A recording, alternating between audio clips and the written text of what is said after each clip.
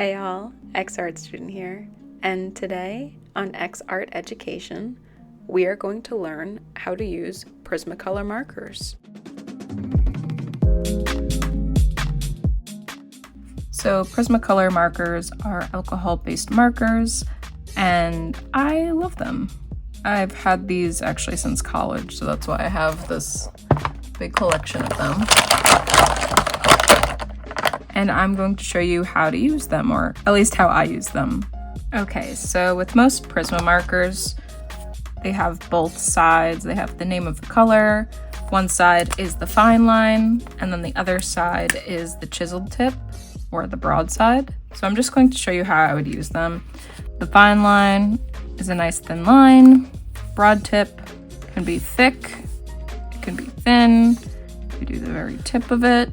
You could play around. I find the broad side is also cool for like calligraphy. Don't know what letter that is, but just playing around, it's fun to do that with these types of markers.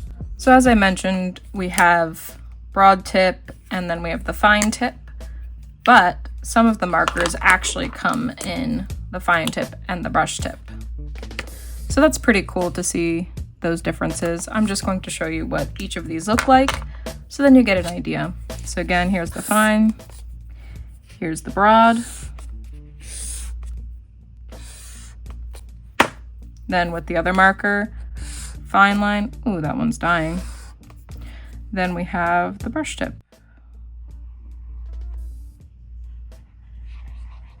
When you get your Prisma set, you'll probably have the rainbow, and it depends which markers you get, but you'll definitely get like a set amount of colors. I have a lot of doubles because I've had multiple sets gifted to me, or I've gone out of my way to buy like a 20% cool gray.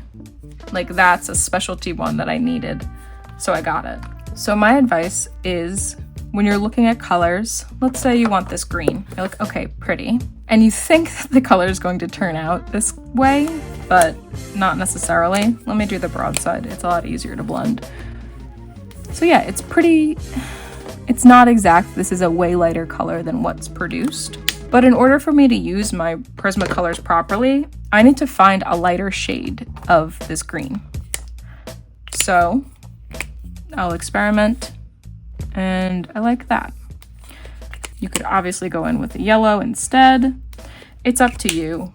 You get fun blending, fun color mixes. But for me personally, when I'm doing my pieces, let's say I have a purple, I'm going to blend it probably with like a lighter color like a pink. So when it comes together, you get a nice gradient and a nice color combination and blend. If you're ever confused of which colors to get, you could always look at your color wheel and see which ones are analogous. So for example, the ones that are right next to each other, usually 4 in a row or 3 in a row, those are analogous. So if I want to use an orange, I'd probably get a lighter yellow orange or a red orange to mix around. You can also, like I said previously, when you have gray or black, get ones that say, I think it's only for the grays, 20%. So you can play around with the percentage to see which one would be lighter. All right, let's play around with these colors. So like I said, we have our orange, we have our yellow orange, and we have our red orange. It's kind of more of a pink. But in general, these are analogous. These look well together, and they'll probably blend well together. Let's say I'm making, this is my little shape. I'm going to add onto it with my darkest first, my lighter color, and we have a nice color blend. Then I'm going to add my lightest. It kind of looks like a mango with that color blend. So like I said, play around with the colors. Always do a test, because if I'm looking at this lilac, I'm like, ooh, it's going to be this pretty light purple. But when I put it down, it's a completely different color. This has more grays to it. than this one here. I feel like this one's more blue than gray. So for the paper, I just use a sketchbook. I honestly don't know what this is, but it's a thicker paper. When I do some Prisma drawings, it does bleed to the next page, so just be aware of that. It actually bleeds for a few pages. So keep that in mind when you're creating artwork, that you will need to either get a thicker paper or a marker paper. Again, like I said, this book does well with it. I've also used this illustration sketchbook, and I'll show you some examples of Prismacolor with the nice blending. And just keep in mind this will bleed behind it, so I just put a piece of paper that I've already used. So you can see some of the bleeding right there. So it is important to use some liners. It could be Prisma liners or whatever brand. This one is Needle Drawing Pen by Superior. I just found some on Amazon that I liked, and I like to do it as my outline for my piece. The outline helps contain the marker into the shape that you're drawing, and hopefully will lessen the bleeding areas, because sometimes on certain paper your marker might bleed. Now we're going to take a look at layering colors. So you can just layer the one color. Let's say this is my blue, that's my first round, but it does have some streaks, so I can go the opposite way to help it blend more and have less streaks. But each layer that you do on top, you get a way darker blue. So keep that in mind when you're drawing. I like to first do my first pass, and then if I need to add more, I really try not to, or just a little bit. I personally like using the broad side or the chiseled side. It has more color and it's a lot more surface area. So I have this great yellow, and now I want to see what happens if I layer a blue.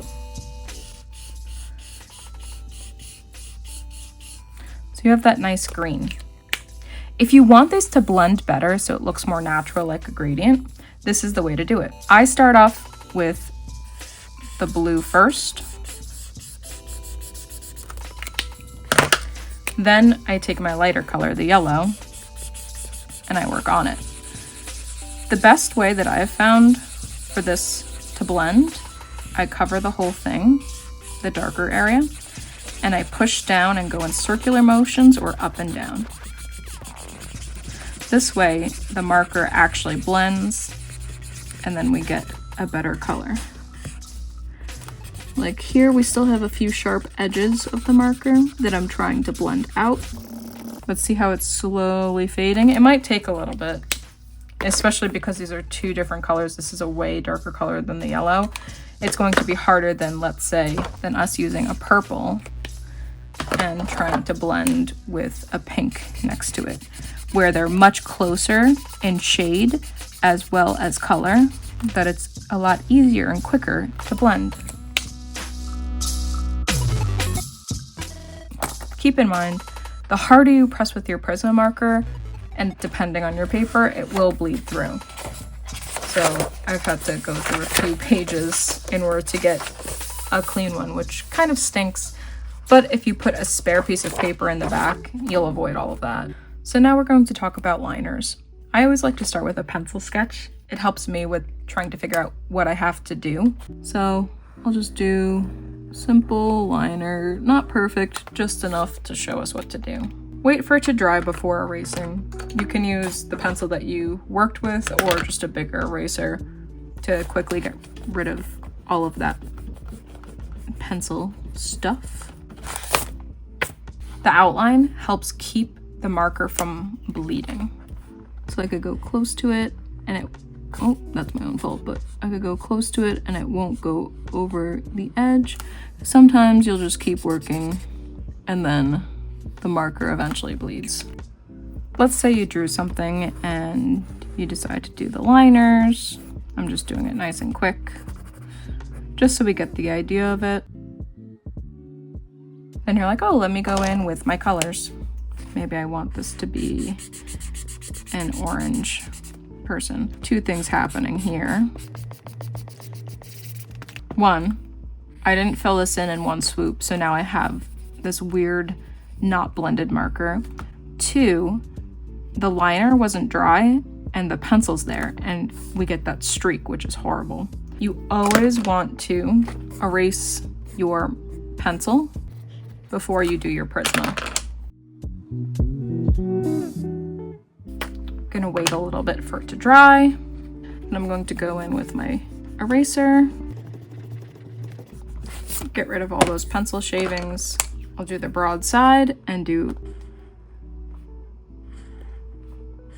very little overlap, so then it's the same layer. And see, we don't have any pencil showing through, just right there where I did not erase enough, but the rest looks fine compared to this.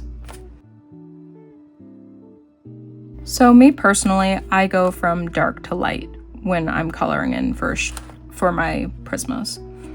I don't really start off with the light to dark. I'll show you. So if I have my light here and then I put my orange on top and I try to shade it, all I'm doing is just covering up that yellow, which isn't what I wanted. Let's say I started off with my orange first, my dark orange, and yellow is my lighter shade with my broad side. I go in circles and see how I'm slowly lightening up that color. Compared to here, you can see the blend way better. This also helps when it comes to shading. Here's my circle, or my moon, or whatever, my shape. And I want it to be lighter, so I add my cool gray. This will take a while to shade, but it helps get those creases. It will take a long time and a lot of pressing for you to finally get that blend. The closer you get to this color, I don't have any like 90% grays or anything. This is just a black, and this is a 20% cool gray. But the closer you get, the better you'll have a chance for blending. This one's not doing too bad, but it's not a perfect gradient shade yet. So you can see here with this old piece, I had the darker purple and the light cool gray. Wherever my pencil wasn't erased, you could still see it showing through, but you could blend it pretty well with the cool gray on top.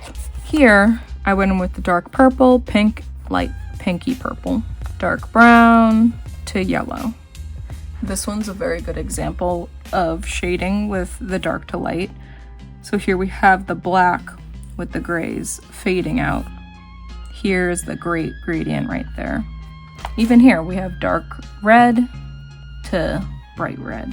Here, I think is a good example of the dark browns to yellow. We have shading. Needed to be inside the lines, but most of it is, which is nice. You just have to play around and see what type of gradients and colors you have to mix to see what you can create. I hope you learned something about Prismacolors, and maybe you'll pick up a set yourself. Show me on Instagram what you create. Thanks, bye!